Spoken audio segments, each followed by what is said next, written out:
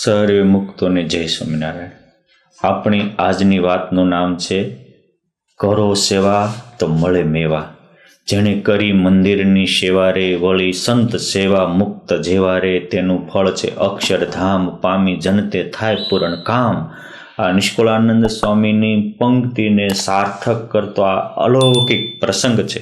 બાલમુકુંદ સ્વામી ગુણાતીતાનંદ સ્વામીના શિષ્ય, બહુ સમર્થ સાધુ હતા. કોઈને ધામમાં જવું હોય તો કે બેસો મંદિરમાં, ફેરવો માળા, 5 માળા ફેરવે પુરુષોત્તમ નારાયણ તેડી જાય. આવા અસંખ્ય પ્રસંગો એમના જીવનમાં લખાયા છે. એમનું જીવન આપણા માટે જીવતા જ્યોત જગાવે એવું છે. આ બાલમુકુંદ સ્વામી ગોખરવાળા ગામમાં ભગવાન સ્વામિનારાયણનું હરિમંદિર બનાવતા હતા. ત્યારે ત્યાંના બધા લોકો જેનાથી શક્તિ પ્રમાણે ભક્તિ કરતા હતા, સેવા કરતા હતા. પરંતુ એક ગરીબ પ્રેમજી પટેલ પોતાના બળદગાડું લઈને ખેતીનું કામને એવોર્ડ કરીને પહેલાં મંદિરના કામને પ્રધાનતા આપતા હતા.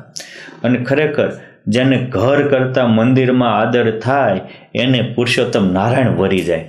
અને જેને પોતાના સંસારના સભ્યો, કુટુંબ, પરિવાર કરતાં સાચા સંતમાં પ્યાર થાય, બાપ એની દ્વારે પુરુષોત્તમ નારાયણ સામે હાલીને પધારે છે. ભગવાન સ્વામિનારાયણે પણ કહ્યું 54માં વચનાવૃતમાં કે જેવો કુટુંબીમાં પ્રેમ છે એવો સંતમાં થાય, એના મોક્ષના દ્વાર ખુલી જાય. આ મોક્ષના દ્વાર ખુલવાની વાત છે. મંદિર તૈયાર થયું, પ્રતિષ્ઠા થઈ, બધી સ્વાગત સભા થઈ.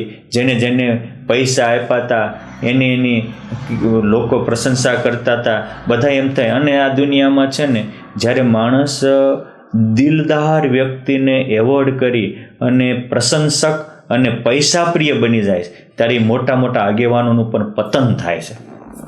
બાલમુકુંદ સ્વામી તો બાલમુકુંદ સ્વામી હતા, ભગવાનને પામેલા હતા, એ સાચાના ચાહક હતા. એટલે બધા પૂરા થયા, બધા બોલી રહ્યા. પછી કે હું તો સૌથી વધારે રાજી થયો હોય તો આ પ્રેમજી ઉપર રાજી થયો છું. પ્રેમજી વગર તમારા ઉપર બહુ રાજી છું, તમારે જે માગવો એ માગો. રડી પડ્યા, સ્વામી મેં તો તમારી પ્રસન્નતા માટે કહ્યું છે. સ્વામી ત્યારે રાજી થયા. સભા પૂરી થઈ. 2-4 દિવસ રોકાણા. જ્યારે સ્વામી ગોખરવાળાથી પાછા જુનાગઢ જવાના હતા ત્યારે પ્રેમજી સેવામાં જતો. એ કહે છે પ્રેમજી આ મારી જોડી લાવ્યા. કહે છે સાંભળ, આ મારી જોડીમાં એક બાજુ કુબેરની સંપત્તિ છે અને બીજી બાજુ અક્ષરધામ છે. બોલ પ્રેમજી ત્યારે શું જોતું? સ્વામી મેં તો તમારી રાજીપા અને પ્રસન્નતા માટે સેવા કરીશ. આ નિષ્કામ કર્મયોગ માણસને છતાંદેવ બ્રહ્મરૂપ કરી દે છે. નિષ્કામ ભક્તિમાં અલૌકિક શક્તિ છે. માણસ પોતે કાંઈક ને કાંઈક લૌકિક કામના રાખી અને અલૌકિક ફળ ગુમાવી બેસતો હોય છે. બહુ પ્રસિદ્ધ સંતો વાત કરે છે કે એક બાળકને એની માસીના ઘરે ગયો હતો અને એની માસીએ કીધું કે લે બેટા આ ચોકલેટ લઈ લે. બાળકે ન લીધી. એટલે પછી એની માસીએ તે મૂઠો ભરીને આપી એટલે ખોબો ભરીને લઈ લીધી. ત્યારે એની બાઈએ પૂછ્યું દીકરા તે માસીએ 4 વાર કીધું તો ન લીધું, ખોબો ભરીને આપ્યું ત્યારે કેમ લીધું? ત્યારે કહે છે કે તને માં એટલી ખબર નથી પડતી કે મારી મુઠ્ઠી નાની હોય, હું લેત તો મુઠ્ઠી ભરે, માસી આપી મુઠ્ઠી તો ખોબો ભરાઈ ગયો. બસ આપણી સકામતાની મુઠ્ઠી બહુ નાની હોય છે.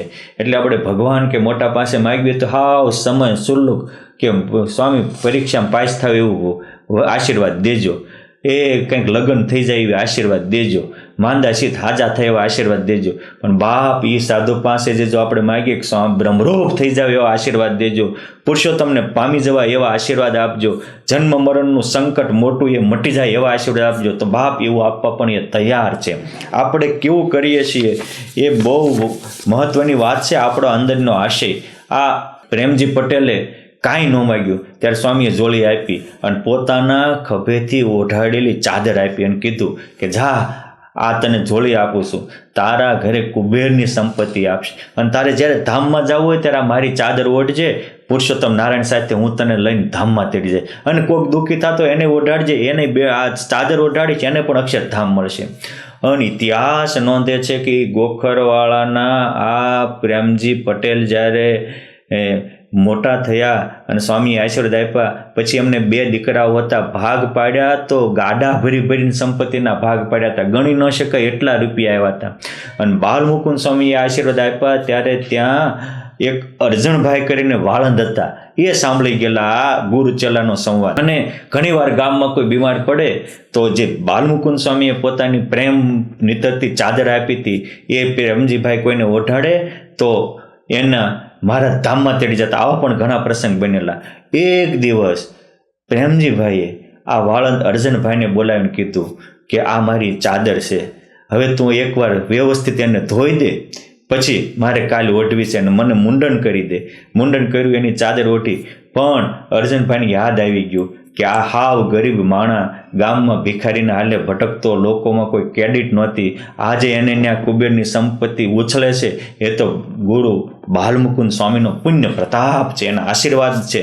અને આ એ ચાદર છે, મને મુંડન કરાવી અને કાલ ઓઢશે એટલે એ પણ હવે ધામમાં જવાના. એટલે તરત જ તે આમનું જે કાર્ય હતું એ પતાવી અને એમના મોટા ભાઈ ભગવાનજીભાઈ પાસે ગયા કે ભગવાનભાઈ તમને મનાય કે ન મનાય, આ જે પ્રેમજી સુખ્યા છે એ બાલમુકુંદ સ્વામીની કૃપાનું ફળ છે અને એની આ ચાદર છે, આજ મને ધોવા આપી છે, મુંડન કરાવ્યું છે અને કાલ ઓઢશે એટલે પૂજા કરીને પુરુષોત્તમ નારાયણને તેડી જાય. તમારે જે પૂછવું હોય એ પૂછી લો, કરવું હોય એ કરી લો, કંઈક ભૂલચૂક થઈ હોય તો ક્ષમા માગી લો.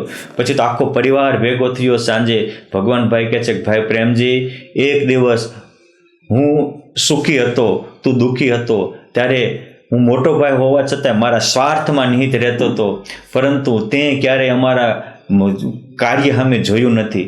આજ કંઈક ભૂલ થઈ હોય તો ક્ષમા કરજો. પ્રેમજી ભગત કહે છે કે એવું કાંઈ હોય નહીં મોટા ભાઈ, અને ખરેખર જે નાની વાત મગજમાં ન લે એ જ મોટો બની શકે છે. માણસ તો નાની નાની વાતમાં મગજમાં લેવાવાળાને પછી મોટી વાત જ ભૂલાઈ જાય છે. આપણું કેમ? આપણે જમતા હોઈએ ને આપણા જ ખોરાકનું એક કંઈક ફોતરું દાંતમાં ચોંટી ગયું હોય ને તોય તે શાંતિ રહેતી નથી અને ઊંઘ પણ આવતી નથી. બાપ એક દાંતમાં હલવાયેલું ફોતરું પણ આપણને શાંતિ ન લેવા દેતી હોય તો મનમાં અનેક ફોતરા ભરશો તો ક્યાંથી શાંતિ રહેશે? માટે મન ભરીને જીવવું હોય તો મનમાં ભરીને ન જીવતા. એ મન ભરીને જીવનારા પ્રેમજીભાઈ એક પણ વસ્તુ મનમાં ભરી જ નહોતી. અરે કે તમે તો મારા માટે ભગવાન જેવા છો, જેવું નામ એવા ગુણ, અને હું તો કાલે ભગવાનને સંતની કૃપાથી ધામમાં જાઉં છું.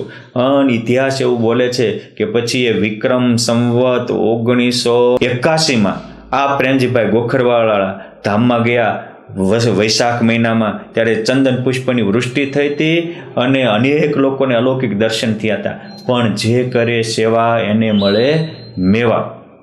માટે આપણે પણ સંત ચિંતામણીને પારસમણી જેવા છે એની સાચા અર્થમાં સેવા કરી અને નિષ્કામ ભાવે સેવા કરશું તો આપણને પણ આ લોકનો બહુ મોટો લાભ મળશે.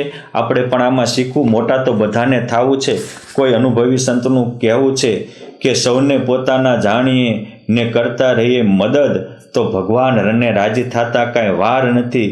ગુણ સૌના ખોળી કાઢીએ અને અવગુણને કરીએ રદ, તો પણ રાજી થતા કાંઈ વાર નથી. આપણી જગ્યાએ રહીએ આપણે અને જાણીએ આપણું કદ, તો પણ રાજી થતા વાર નથી. રાખો ઈરાદો બદ, ચોખ્ખો ઈરાદો રાખો તોય રાજી થતા વાર નથી. ઘણા ધન વૈભવને જમીન દોલાતથી મોટેપ માને છે, ઘણા માન સન્માનને સારા સ્ટેટસથી મોટેપ માને છે, અને ઘણા તો શિષ્યોને બહોળી સંસ્થાની સંખ્યાથી મોટેપ માને છે. પરંતુ આ આપણા ઈષ્ટદેવ ભગવાન સ્વામિનારાયણ તો કેવળ સાચા ભાવથી, સાચી સમજણથી મોટેપ માને છે. અને એ સાચા ભાવનું મૂર્તિમાન સ્વરૂપ એટલે એ પ્રેમજી ભગત છે. અરે બાપ, મારા જેવાને આજે આઈફોન ને આઈપોડથી મોટેપ મનાય છે, ટેસ્ટસ ઉપર મળેલા અને માયકની તાળીઓથી ઘણાને મોટેપ મનાય છે. માને મને બીજા મોટો તેના હોભાવથી મોટેપ મનાય છે. પરંતુ ભગવાનને સાચા સંતો તો સાચા દિલની ચોખ્ખાઈથી મોટેપ માને છે. આપણે પણ સાચા દિલના ચોખ્ખા બનીએ અને આપણા જીવનને સફળ કરીએ. જય સ્વામિનારાયણ.